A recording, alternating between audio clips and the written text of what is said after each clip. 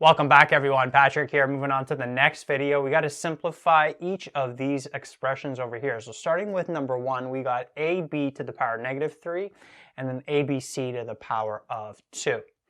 Now what I'm going to do to start this off, before distributing the exponents inside the brackets, I'm actually going to take this entire expression, because it's to the power of -3, I'm going to bring that down to the denominator. So we could rewrite this here as ABC to the power of 2 all over AB to the power of +3. That negative exponent now turns positive. And now what I'll do is I'll distribute the exponents in, so I'll have a squared, b squared, c squared all over a to the power of 3, b to the power of 3, like that.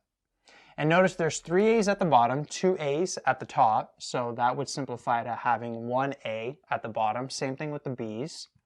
And so the final answer would end up being c squared over ab. That's what this would simplify to right there. Now over here we got x to the -1/4 all over x to the power of 1/3.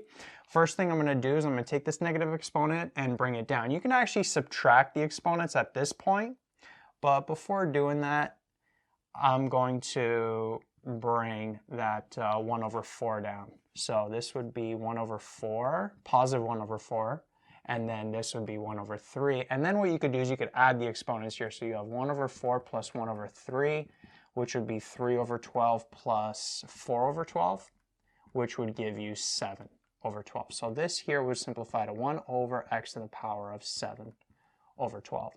Now if you subtracted the exponents at this step, you'd basically have -1/4 minus 1/3, which would be x to the -7/12, which you would bring down to the denominator to turn that exponent positive, right? So either way, you would get the same value. And then over here, number 3, notice that what we can do is we could combine these two x's because they have the same base. So we'd do 3 plus -2, which would be x to the power of 1. And then we'd have y to the -1 plus -3, right? You would add the exponents. So that would give you y to the -4.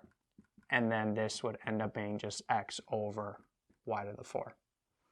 Okay, another thing you could have done if you followed sort of the same process up here is you could have maybe changed all of the negative exponents to positives by bringing them down to the denominator. So this x to the -2 would become x squared.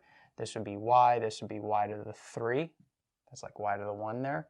And then notice that this and that, we would be left with an x up top, and then these would be y to the 4.